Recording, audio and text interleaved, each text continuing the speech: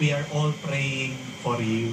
Kasi, alam us po, and then reminds us of the virgins that we must always be ready. Hindi natin alam kung anong mangyayari bukas. Pero alam natin, kapag handa tayo, hindi tayo papabayaan ng Diyos. Mga kapatid, hindi rin natin alam kung kailan darating ang susunod na earthquake. Pero sana, huwag natin bilangin yung mga earthquake. Nawa, tingnan muna natin ang mga pagpapala na tinatanggap natin sa Diyos. Do not count the earthquakes, but count your blessings. Amen? So the next time you feel the ground is moving and shaking beneath us, it is a sign. Please, move your heart away from sin and closer to God, who is our life, who is our blessing. Amen. Tumayo po tayo. Alay po natin sa Diyos ang ating mga dasal at panalangin. At ating sabihin, Panginoon, dinggin mo kami. Panginoon, dinggin mo kami. Ang mga puso ng lahat ng lalaki at babae naway na panumbalik sa Panginoon at tumatawag sa daigdig sa pagsisisi. Manalangin tayo sa Panginoon. Panginoon, dinggin mo kami. Atin nawang tanggapin ang buong mensahe ng Ebanghelyo, pati na ang mga salitang bumibigkas ng pagsubok at krus sa buhay. Manalangin tayo sa Panginoon. Panginoon, dinggin mo kami. Katulad ng mga mamamayan ng Nineve, naway itakwil natin ang mga masasamang pamumuhay at bumaling tayo sa Diyos ng buong pagpapakumbaba at nagsisising espiritu. Manalangin tayo sa Panginoon. Panginoon, dinggin mo kami. Sa katahimikan po ng ating puso, banggitin natin, sabihin natin sa Diyos ang ating mga personal na pangangailangan.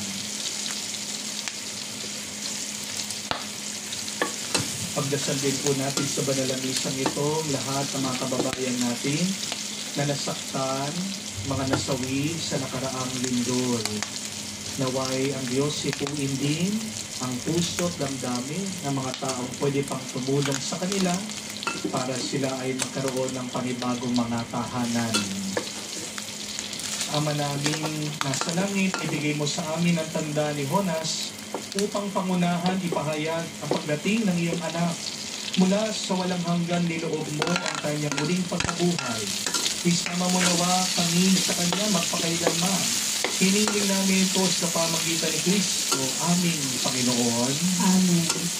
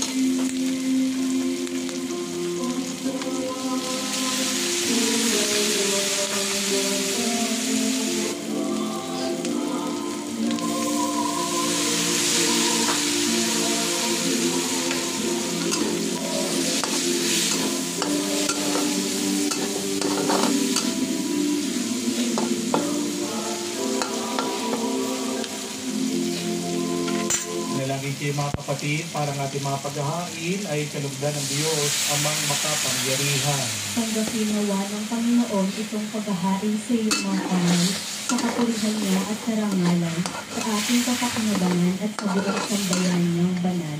Ama naming lumikha, tanggapin mo ang aming mga panalangin na sumasaliw sa aming paghahain upang sa ginanap naming pagdiriwang kami makatawid sa kaluwalhatian sa pamagitan ni Jesucristo.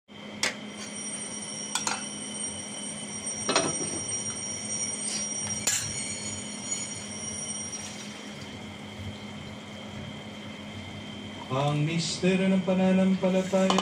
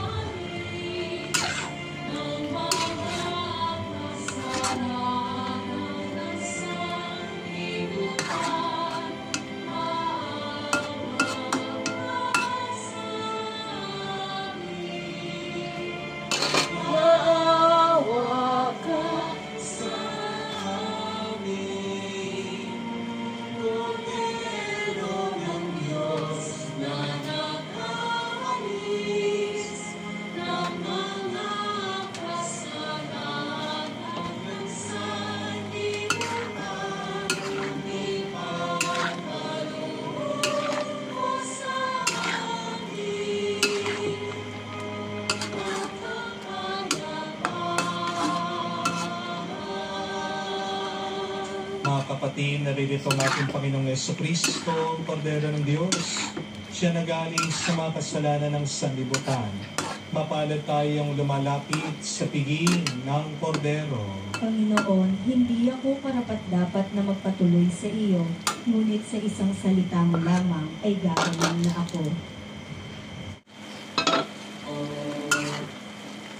Manalangin tayo. Ama namin mapagmahal, ngayon kami yung pinapakilabangan sa katawan, dugong banal.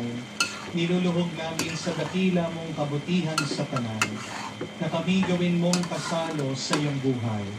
Sa pamagitan ni Jesucristo kasama ng Espiritu Santo, magpa sa walang hanggan. Amen. Mga kapatid, alam ko po, marami sa atin ang nangangamba, natatakot at nagtatanong, kailan kaya ang susunod na lindol? Pero kung tayo ay talagang nananalig sa Diyos, hindi ang lindol ang ating babantayan, kung hindi ang pagdating ng ating Panginoong Jesucristo. Kung talagang tunay ang iyong pananalig sa Diyos, hindi ka matatakot sa lindol. Mas matatakot ka sa paghuhusga ng Diyos. Bakit dinigyan tayo ng lindol ng Diyos? 10-10-10. Ang ibig sabihin ng unang 10, ang kaayusan ng mga utos ng Diyos. Tayo ay pinapabalik niya na sumunod tayo sa kanyang kagustuhan. 10 also means testing. Sinusubukan tayo ng Diyos. Gaano katibay, katatag ang inyong pananampalataya. And lastly, 10 also means preparation. Maghanda tayo dahil hindi natin alam kung anong oras darating ang Panginoon. Kaya sa mga panahon na ito, mga kapatid, na mga walang kasiguraduhan sa ating buhay, dalawa ang pwede natin gawin. Ang magdasal pa. Anong magandang dasal? Tingin natin muli ang awa ng Diyos. Let us all say, have mercy on us, O Lord. Maawa ka sa amin, Panginoon. Pero pangalawa, huwag sana maging sagabal itong mga sakunang ito para hindi tayo tumulong. Kaya po ako'y nag-a-appeal muli sa inyo. Marami na po ang nagbigay sa atin at tayo po ay nakalikom na ng mga kalahating milyon.